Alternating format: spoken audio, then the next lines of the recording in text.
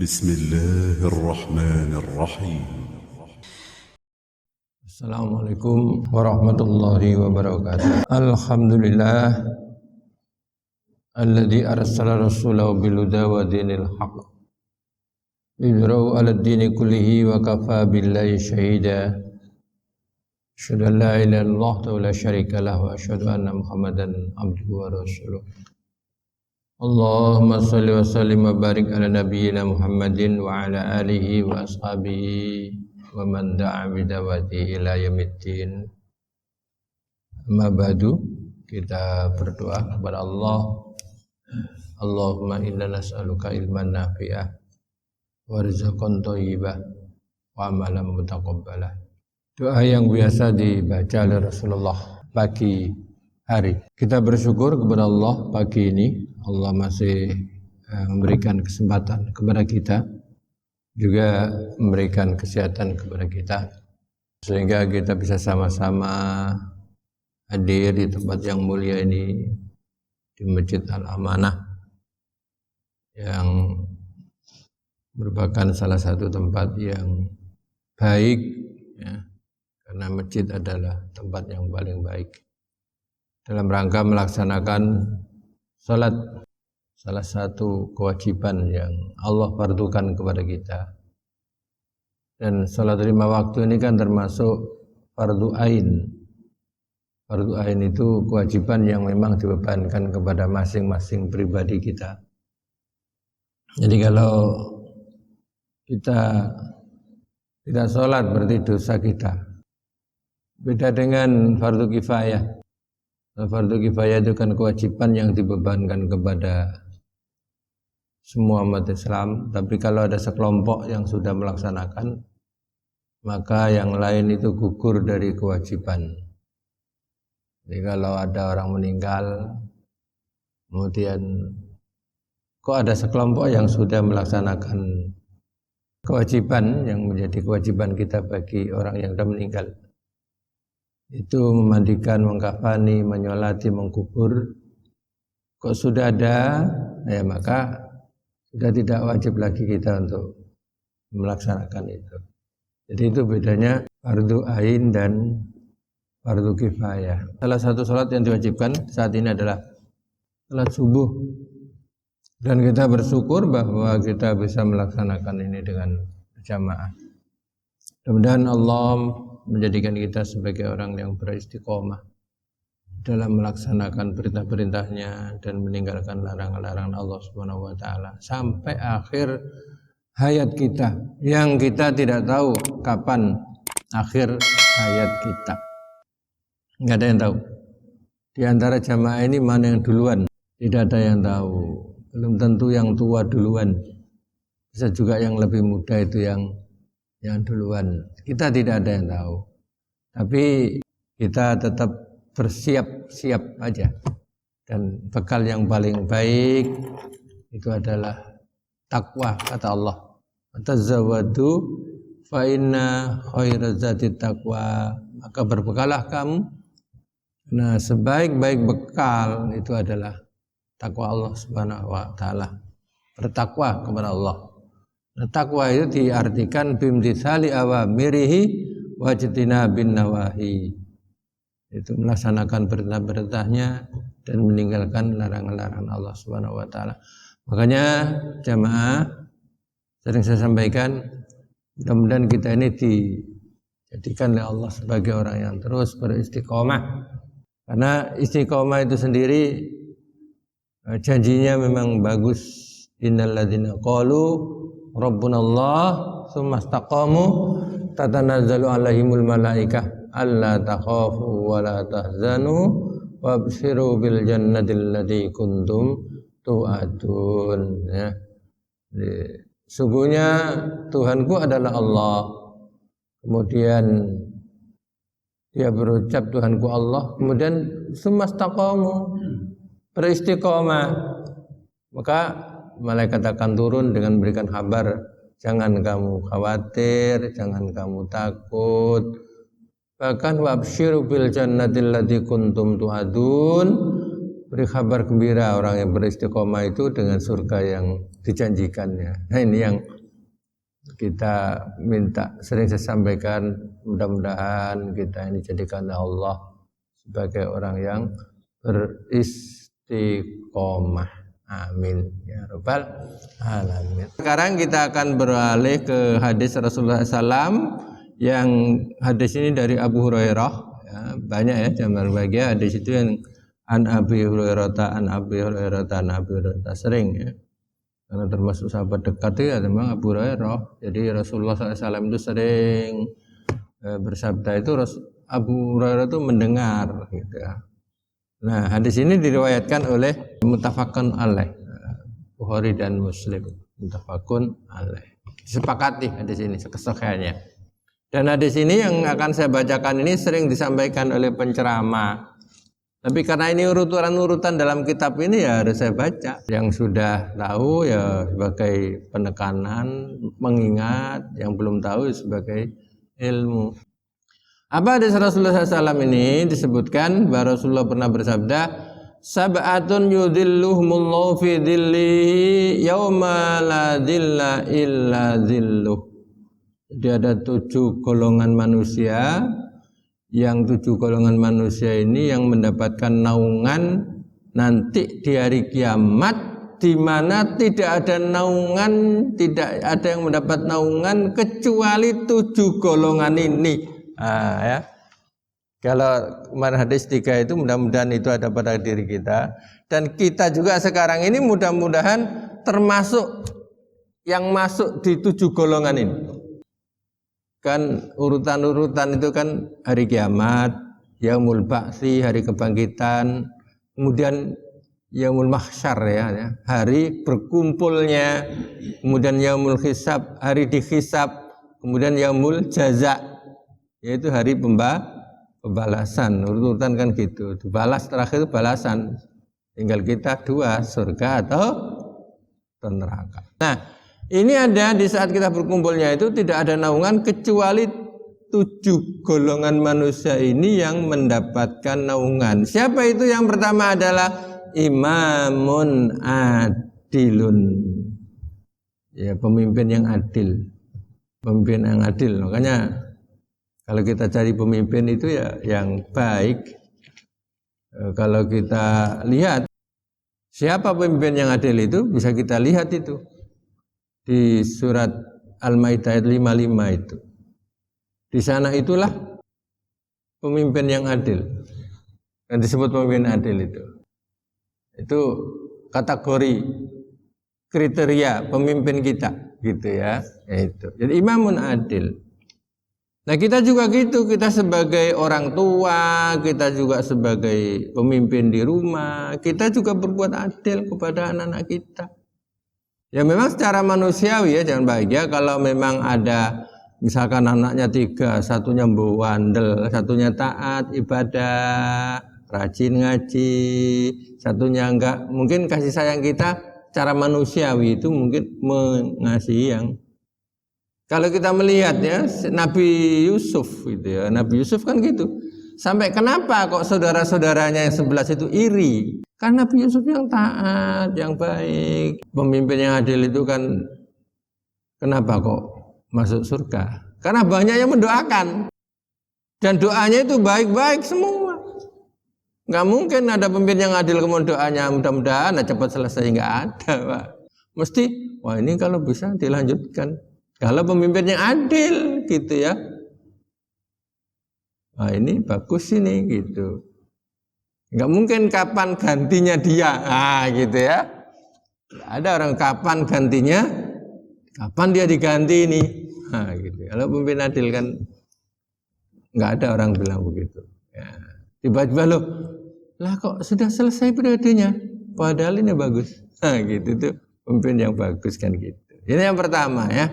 Kemudian yang kedua, wasyabun nasyafi ibadatillah. Yang kedua, seorang yang tekun rajin ibadah. Nah, di sini syab itu pemuda. Di sini sabun itu pemuda. Kenapa kok di sini enggak yang tua gitu ya? Maka dalam hadis lain disebutkan ya, Allah itu senang melihat orang tua yang rajin ibadah.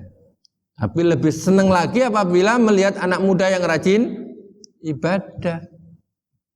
Allah itu enggak suka melihat anak muda yang berbuat maksiat. Lebih enggak senang lagi apabila melihat orang tua masih rajin maksiat. Maka di sini syabun nasya'a fi ibadatillah, seorang muda, anak muda yang rajin ibadah. Kita senang, kita sendiri itu senang ya kalau melihat anak-anak muda kemudian memenuhi masjid, kita itu senang. Berarti nanti generasi kita itu berlanjut. Kan gitu ya. Jadi kalau kita yang sudah tua-tua begini ini ya. Kita kan di atas 55 ya. Di atas 50 lah pokoknya gitu ya. Melihat anak-anak muda itu Masya Allah senang banget. Karena itu nanti akan melanjutkan perjuangan kita, melanjutkan usaha kita gitu ya. Coba kalau nggak ada anak muda, habis kita, selesai kita, kosong masjid. Maka itulah perlunya kader ya, kita perlunya kader. Gitu ya. Nah di sini syabun nasya'a fi ibadatillah, pemuda yang rajin ibadah. Ada sampai tanya itu loh, rajin ibadah siapa ya, masih muda begitu. Yang kedua adalah warajulun qalbu malakun bil masajid. Nah ini tidak disebutkan anak muda, tapi di sini warajul, seseorang. Nah kalau tadi syab tadi disebutkan pemuda, tapi di sini warajulun qalbu malakun bil masajid, seorang yang hatinya itu terpaut dengan masjid. Adzan datang, pengajian datang. Jadi tempat yang paling baik kan masjid ya. Dan yang dirindui masjid. Kalau kita lihat di sini nih, Masya Allah, ada yang dari jauh-jauh ya, jauh tapi datang ke sini dalam rangka apa? Ya, mencari tempat yang bagus, masjid. Samping itu ada dakwahnya lagi. Wah ini syab. Wasyabun, pemuda yang kedua adalah warojul, seorang tadi yang hatinya itu terpaut dengan masjid. Sering kan disampaikan ada orang itu dekat dengan masjid, tapi nggak pernah melangkah ke masjid. Ada banyak itu, tetangga masjid tapi nggak pernah ke masjid. Tapi ada orang jauh datang ke masjid. Sehingga ada istilah apa? Kalau di mall aja 50 kiloan itu didatangi ya. Tapi kalau masjid hanya ya 50 meter aja enggak didatangi. Masya Allah. Kita mudah-mudahan jadikan Allah orang yang betul-betul apa ya, terpaut hati kita dengan masjid. Nah, masjid adalah tempat yang paling bagus. Kemudian yang ketiga, warjulani tahabba fillah ijtama'a alaihi wa tafarraqa alaihi. Ada seorang yang saling cinta mencintai, ya, sering ini sudah disampaikan. Dia itu berkumpul karena Allah, berpisah juga karena Allah. Ya kita ini. Kita berkumpul ini karena apa? Karena Allah, sama-sama beribadah. Nanti sebentar lagi selesai kultum ini. Habis ini nanti kita berpisah. Ya. Dua orang yang saling cinta mencintai. Ya. Cintanya karena Allah, bertemu karena Allah, berpisah juga karena Allah. Kemudian selanjutnya warajulun datu imraatun datu husnin wa jamalin. Jadi ada seorang laki-laki ini diajak perempuan yang cantik, bahkan dia ini nasab keturunannya bangsawan. Nah, gitu.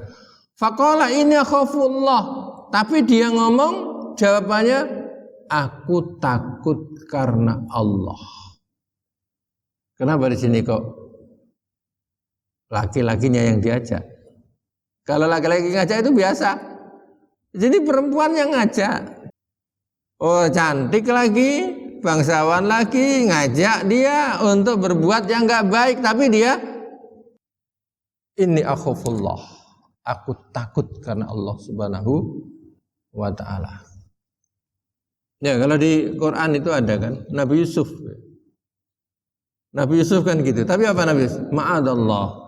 Aku berlindung kepada Allah Subhanahu wa taala sekalipun ya difitnah, mendapatkan fitnah.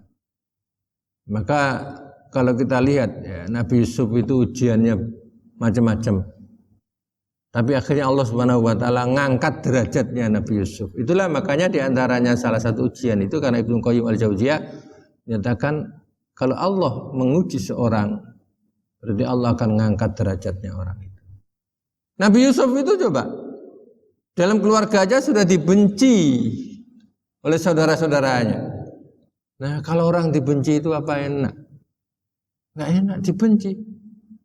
Bukan berarti dibencinya karena Nabi Yusuf menjadi orang jelek, enggak. Setelah itu dimasukkan lagi di dalam sumur coba. Dan menurut saudaranya itu sudah meninggal, itu sudah masukkan, jebloskan ke dalam sumur. Sumur coba, sumurnya nggak kayak sumurnya orang Palangkaraya. Apa air ini gampang didapat? Berapa meter sumur di daerah yang tandus ya coba, banget dalam kalau kita bayangkan ya dalam. Terus diangkat, kemudian dijual lagi coba, dijual itu kan. Masya Allah, ujian tuh manusia dijual. Nah setelah dijual apa? Difitnah. Difitnah apa? Ya berselingkuh. Nah gitu ya. Difitnah berselingkuh.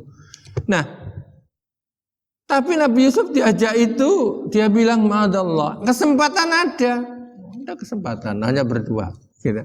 Tapi karena Allah, nah ini ya, di atas segala-galanya tadi, sehingga dia ma'adallah. Aku berlindung kepada Allah Subhanahu wa taala. Inni akhafullah, ucapannya inni akhafullah. Jadi kalau kita ada orang ngajak judi ya jawabannya inni akhafullah. Diajak minum-minumannya inni akhafullah. Adapun ada orang bilang sok alim, sok suci, terserah. Tapi tetap kita inni akhafullah. Selanjutnya jangan bahagia. Warajulun tasaddaqa bi sadaqatin fa afaha hatta la ta'lama shimaluhu ma tunfiqu bi yaminuhu.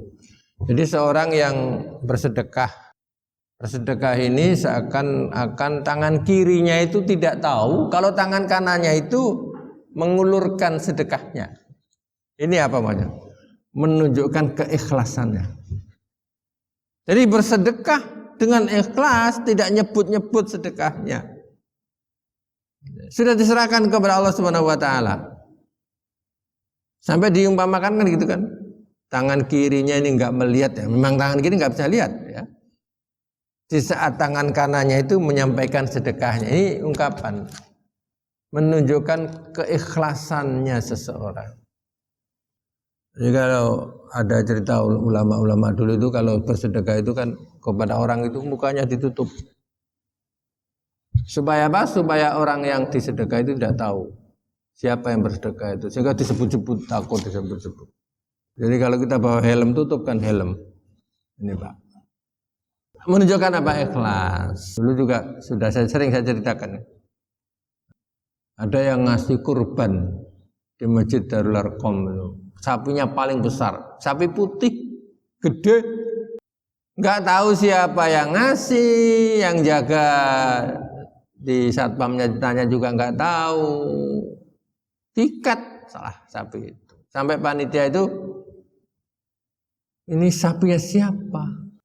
Kalau sapi hilang kok diikat dan nggak ada orang nyari, gitu. Akhirnya panitia bilang sudah, kalau nggak ada yang cerahkan dan nggak ada yang nyari ya. Kita batasi asar aja nih, kita potong, kita tunggu. Kalau ada yang itu diganti, gitu ya, minta. Ternyata begitu dipotong, nggak ada yang nyari, itu berarti nyerahkan dengan ikhlas. Karena Allah Subhanahu wa taala. Memang dalam satu sisi merepotkan panitia ya, karena apa? Karena ragu panitia, akhirnya jadi ragu gitu. Ikhlas. Itu kita khusnuzon karena ikhlasnya dia, nggak mau disebut-sebut. Daripada tolong ya umumkan sapi saya ini 2 ton, 2 kintal ya. Nama saya ini ada hajinya. Wah, diumumkan ya. Tolong ini jangan sampai nggak diumumkan. Nah, kalau sudah, saya kira lebih bagus yang tadi itu riak ya, riak.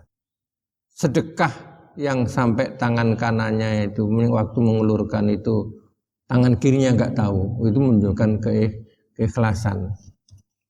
Nah, yang terakhir yang ketujuh yang dapat naungan dari Allah Subhanahu wa taala itu nanti yang tidak ada naungan kecuali 7 golongan itu yang terakhir adalah warajulun dzakarallaha khalian fafadat ainahu, seorang yang malam-malam hari dia itu dzakarallah, zikir kepada Allah sampai fafadat ainahu, mencucurlah air matanya, meresapi atau merenungi dosa-dosanya yang ia perbuat. Nah, ini memang sulit ini ya. Tapi kalau orang itu betul-betul ingat dosanya, ya, kemudian dia mau bertaubat, itu akan tak terasa melelehkan air mata. Nah, orang seperti itulah yang dapat naungan dari Allah Subhanahu wa taala, 7 golongan manusia. Mudah-mudahan ya kita nanti termasuk yang 7 kelompok manusia ini.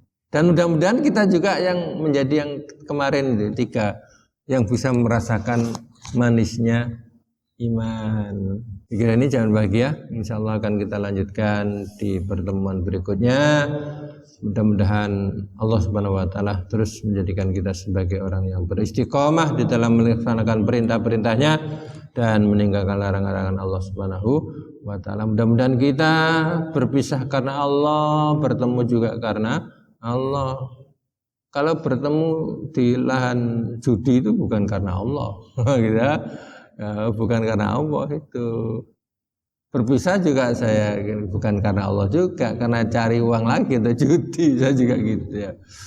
Kita ini kan akan berpisah, ada aktivitas masing-masing. Mungkin yang libur juga pergi ke kebun, yang punya kebun bersihkan pekarangan, yang ada bersihkan nyapu-nyapu di jalan, pekarangan di depan jalannya ya. Usahakan habis subuh begini jangan tidur jamaah. Memang enak habis begini tertidur, apa libur enak, tapi usahakan jangan tidur. Makanya ada konsep itu yang kenapa Rasulullah SAW itu sehat. Itu salah satu antaranya Rasulullah itu bangun sebelum subuh, setelah subuh tidak tidur. Ini sehatnya Rasulullah SAW. Salah satu di antaranya ada penelitian yang bisa naik kalau siapa itu yang meneliti kenapa Rasulullah SAW itu sehat terus. Nah, salah satunya adalah Rasulullah itu sebelum subuh sudah bangun, kemudian setelah subuh dia tidak tidur, ya, baik di bulan puasa atau di luar bulan puasa. Dan biasanya itu habis bulan puasa itu ya, habis subuh itu banyak yang tidur biasanya, sepi gitu ya. Saya kira itu mudah-mudahan bermanfaat. Subhanakallahumma bihamdika asyhadu an la ilaha illa anta astaghfiruka wa atubu ilaik. Assalamualaikum warahmatullahi wabarakatuh.